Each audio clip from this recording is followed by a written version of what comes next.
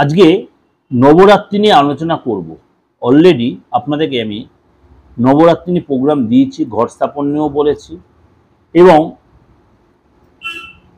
কোন দিন কোন রূপের পুজো করবেন সেটা নিয়ে আলোচনা করেছি। আজকেও চেষ্টা করছি সেটাকে আর একটু ডিটেল আপনাদের প্রেজেন্টেশন দেওয়া। নবরাত্রির প্রথম দিন শৈলপুত্রী অর্থাৎ হিমালয়ের পুত্রী, এদিন যদি আপনি হলুদ রঙের বস্ত্র পরে বা মাকে হলুদ রঙের বস্ত্রের উপর বসিয়ে যদি পুজো করতে পারেন, বা আপনি নিজে যদি হলুদ কাপড় বা লাল শাড়ি বা লাল কাপড় পরে পুজো করতে পারেন, তাহলে আপনার মনের ইচ্ছা পূরণ হবে। দ্বিতীয় দিন ব্রহ্মচারিণী, মায়ের ব্রহ্মচারিণী রূপের পুজো হবে। ব্রহ্ম মানে হচ্ছে তপস্যা, চারিণী হচ্ছে আচরণ।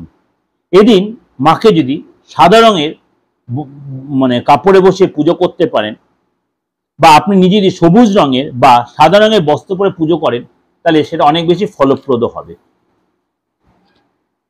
তৃতীয় দিন অর্থাৎ তৃতীয়াতে মায়ের চন্দ্রঘণ্টা রূপের পুজো হবে। সেদিন মাকে ক্রিম রঙের কাপড় পেতে বা আপনি নিজে যদি ক্রিম রঙের বস্ত্র পরে বা স্লেটের কালার সেই রঙের কাপড় পরে বা বস্ত্র পরে পুজো করতে পারেন, তাহলে সেটাও কিন্তু আপনার জন্য খুব ভালো হবে। চতুর্থ দিন মায়ের কুষ্মান্ডা রূপের পুজো। সেদিন লাল বা কমলা রঙের কাপড় যদি আপনি পরতে পারেন, তাহলেও কিন্তু আপনার জন্য ভালো হবে। পঞ্চম দিন স্কন্দমাতা রূপের পুজো। মায়ের স্কন্দমাতা সেদিন নীল রঙের বা ক্রিম রঙের কালার আপনি পরে পুজো করতেই পারেন। ষষ্ঠ দিনে দেবী কাত্যায়নী রূপের পুজো মায়ের, লাল বা হলুদ রঙের মানে পুজো কালার পরে পুজো, অর্থাৎ ষষ্ঠীর দিন। সপ্তমীর দিন আপনি মায়ের কালরাত্রি রূপের পুজো করবেন। এদিন নীল অথবা লাল রঙের বস্ত্র পরে পুজো করবেন।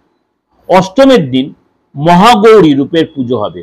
সেদিন আপনি লাল অথবা গোলাপি অথবা ময়ূরপঙ্খীর যে কালার হয় অর্থাৎ কালচে নীল, সেই কালারে বস্ত্র পরে আপনি পুজো করতে পারেন, খুব ভালো উপকার পাবেন। নবম দিন অর্থাৎ নবমীর দিন মায়ের সিদ্ধিদাত্রী রূপের পুজো।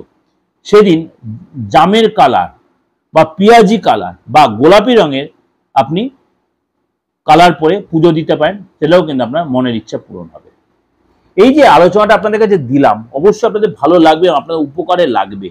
আমার বিগত দিনগুলো কিন্তু আমি প্রোগ্রামগুলো দিয়েছি, সেখানে সব রকম প্রোগ্রাম আপনার সার্চ করবেন, দেখবেন আমার বিগত দিনগুলো কি কালার বলেছি, ফল বলেছি, ফুল বলেছি, সব রকম আলোচনা। তাও এই মাসে এই বছরে দিচ্ছি, কারণ আপনারা অনেকেই আমার হোয়াটসঅ্যাপে মেসেজ করেছেন, দাদা আরেকবার বলে দেবেন, খুঁজে পেতে হয়তো পারছেন না। নিশ্চয়ই তাদের জন্য আমি আরেকবার এটা বলে দেব। যাই হোক, ভালো করে পুজো উপভোগ করুন, ভালো করে পুজো দিন। যারা ঘরে করছেন অবশ্যই ভালো করে নবরাত্রি পালন করুন, মনের ইচ্ছা আপনার পূরণ হোক। এবং অবশ্যই কারো খারাপ চিন্তা করবেন না, খারাপ কাজ করবেন না, দেখবেন আপনারও ভালো হবে। আর ভগবান তার বিচার করতে, আপনার যদি কেউ খারাপ করেও থাকে তার বিচার সে ভগবান করে। সুতরাং আপনাকে এই নিয়ে কষ্ট পেতে হবে। ভালো থাকবেন, নমস্কার।